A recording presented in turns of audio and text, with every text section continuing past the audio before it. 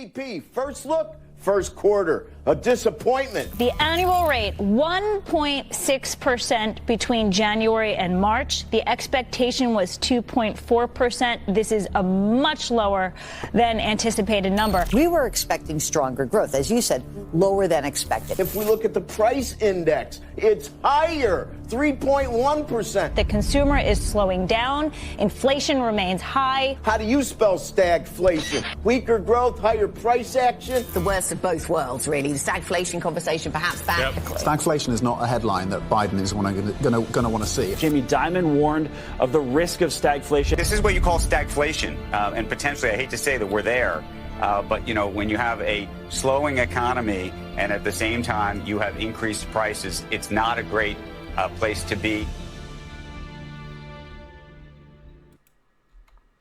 Stagflation. That's Bidenomics for you. That is Bidenomics. Now, we got to dive into something that is very important. And I'm not going to do a whole lot of talking in this video today because I got a lot of clips to show you guys. But we got to talk about something that's very important. And that is the growing cost of everything and how terrible Bidenomics truly is. Because, of course, you know, mainstream leftist media is not going to show you this stuff. So once again, I will. Like, share, comment, and hit that subscribe button if you are new. And let's dive in. All my time in public office, I've been referred to as middle-class Joe. Joe Biden likes to call himself middle-class Joe. He's called himself that more than 500 times. Middle-class Joe. Time in public life, from since I've gotten involved, I've been referred to as middle-class Joe. This handle I've been given, a middle-class Joe. Everybody calls me middle-class Joe, and just a middle-class guy. It was embarrassing. Bernie Sanders' net worth is more than mine. I mean, I have less money than a socialist. I don't know what the hell happened. Kid who just climbed out of a coal mine with a lunchbox from Scranton. I'm the kid from Scranton. Middle-class Joe. Middle-class Joe. Middle-class Joe. Middle-class Joe. I'm middle-class Joe. I know they call me middle-class Joe. I know I'm referred to as middle-class Joe. Called me middle-class Joe. Yes, good old Joe. I should have had a Republican kid. So when they put me in a home, I'd have a window with a view. You know what I mean? My mother and father dreamed as much as any rich guy dreams. Absolutely. They don't get us. They don't get who we are. They're going to put you all back in chains. He cares about the middle class. Give me a break. That's a bunch of malarkey.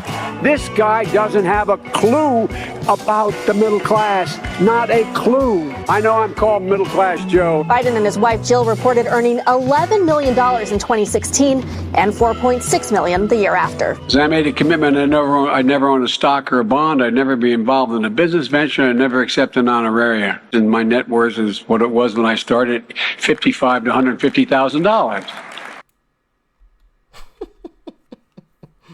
Middle class Joe. He knows about us and he knows how to fix the economy. Well, things aren't great.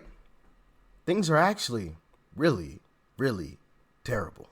For the first time in our nation's history, a 30-year-old man or woman isn't doing as well as his or her parents were at 30. That is the social compact breaking down. People aged 30 to 34, 60% of them in 1990 had one child. Now it's 27%. People are opting out of America. They're not optimistic about it. They're not having kids. Young people aren't having sex. They're not meeting. They're not mating. The pool of emotionally and economically viable men shrinks every day, which lessens household formation. So we have a real issue. Young people are enraged. So it turns every cut, every movement into an opportunistic infection because, quite frankly, they are just pissed off. They look up, they see wealth, exceptional wealth across my generation and people in certain industries, and they are really struggling. Their purchasing power is going down, and the incumbents create artificial scarcity on campus. We take pride in rejecting 90% of our applicants, so the incumbents who already have a degree see their degree go up in value. We get very concerned with housing and traffic once we own a housing. Housing permits are sequestered from young people. Housing prices have gone from $290 to $420 in the last 4 years. So a young person, a house, stocks that I don't own skyrocket in value. Let's have COVID relief and flush the markets and take assets way up, because if 1 million people dying would be bad, it would be tragic if I got less wealthy. And we're doing it on their credit card. Young people have every reason to be enraged, and every issue they see, they look up, they get angry, and they see someone doing better than them. And then every day it is speedballed in their face that they are failing, that they are not doing as well as everyone around them. We have lost the script. Our kids are more anxious and more depressed and more obese and more addicted. And we have made a purposeful decision to let this happen by ensuring the people around this table stay wealthy at the cost of young people. Yeah, young folks are struggling. You know, I'll let this this lady here, who is an American business owner, tell you. Check it out. I'm 35. The majority of my employees are under the age of 25, and I was having a conversation with a few of them the other day about just their futures, what are they saving for, buying a home, starting families, that kind of thing. And it was overwhelming. The responses were just, what's the point? They're like, we work all the time. Half of our checks just get taken to taxes and sent overseas. Like, they even see it, and they're young, not even paying attention. Like, we can't even buy a house, so we're not even going to try to save.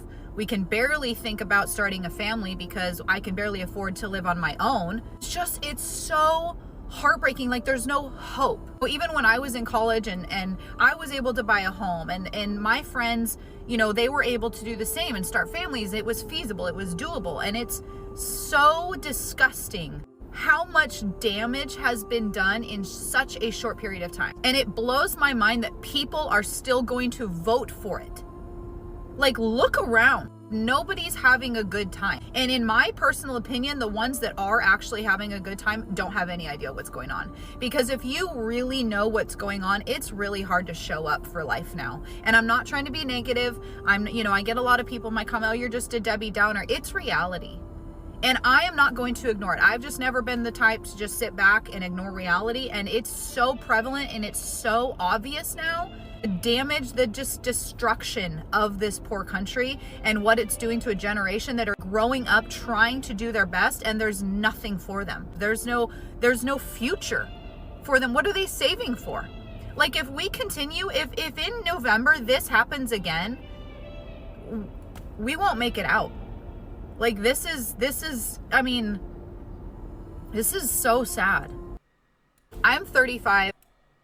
It is sad when you have, you know, a young generation, a lot of them giving up, just giving in, because the cost of everything is just so inflated. The prices of homes is ridiculous, insane.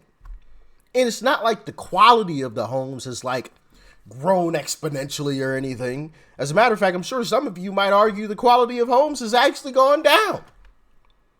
I've seen some crazy videos of some what do you call it? Home inspectors walking through new built homes and like pointing out some stuff where like support beams aren't even touching, structures that they're supposed to touch, and it's like all types of crazy stuff. But the prices have continued to increase. Check out this young lady. I am so lucky. I live at home with my mom. I don't know how those of you who are in the same boat as me in the financial way are out there doing it on your own. Yet other countries are getting billions and billions of dollars. I would just like to ask you guys, when the fuck are we going to quit this badness?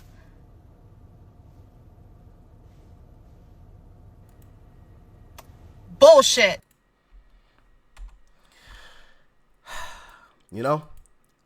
I've asked myself the same question. And I think come November, we will quit the madness. But boy, if we don't, it's going to get really ugly. Like I said, I do believe that it will end come November. But man, it's getting terrible. It's getting terrible. You know what absolutely sucks? That I am in my 20s right now. I'm in my 20s and I want a house. I want kids. I want to get married. I want to start a life. I want to do all of these things that seem so financially out of reach and seem like they are never going to get any better. And I was talking to my parents about this, and I'm like, Taylor, it was hard for us. It's going to be hard for your kids too. But at the same time, I feel like we're in such a unique time, and I'm not even talking for just people in my age group right now. I'm talking about for everybody in the world. And I think that it's because, and this is my personal take, and maybe your personal take too, but I feel like we are playing into a hand that, all of us are playing into a hand that the government so desperately wants us to play into, to make us weak.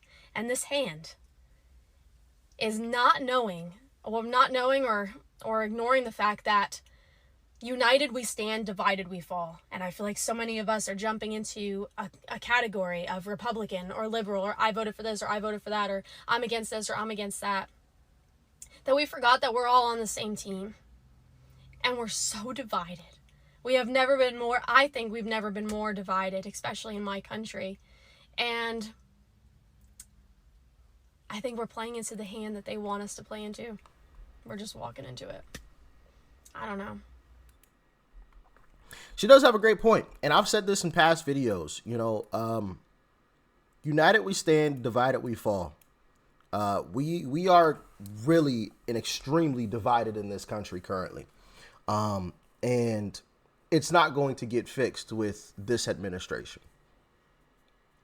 Once Trump steps back in office, we can fix it. We can most definitely fix it. But with these extreme leftists, and I saw a video the other day. Actually, it was yesterday. I saw a video of, these encampments, right? And there was a young lady who walked onto the encampment and was genuinely asking questions. And they laughed at her. They mocked her. They blocked her from asking questions. And it broke her heart. She legitimately started crying in front of them. Like, yo. And she was saying, like, yo, I really wanted to understand you guys. Like, I wanted to hear your struggles and what you wanted out of this entire situation. Like, I was hoping that after this entire, engagement that we could hug it out and everything could be good. And she's standing there in front of them crying. And they just stood there and looked at her and said nothing. And these types of folks, we can't reason with. That young lady went there with all of the reasoning and all of the, the goodwill in the world. And they just mocked her. And remember, this is coming from the left, the guys who say that they're loving and caring and they love everybody. You had an opportunity right there. And maybe I'll try to find that video and put it in like a video tomorrow or something. But man, did that video say a whole lot to me.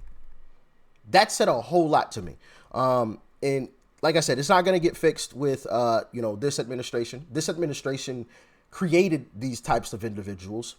And maybe it takes a few years, right, into Trump's administration before, that dies off, because it's like follow the leader. They see one person doing it, so they follow, right? And eventually, people start falling off of that movement, and then we can come to, we can all come to the table, right? Because at the end of the day, like she said, we are all on the same team, and I'm sure this is what the establishment wants us to be, at each other's necks, fighting, so we aren't fighting against them. I'm just saying. But like I said, once Trump gets back in office and he fixes everything, he gets everything right, then what can the left actually say? Oh, Trump is this horrible, terrible, no good, very bad person. But he fixed the economy.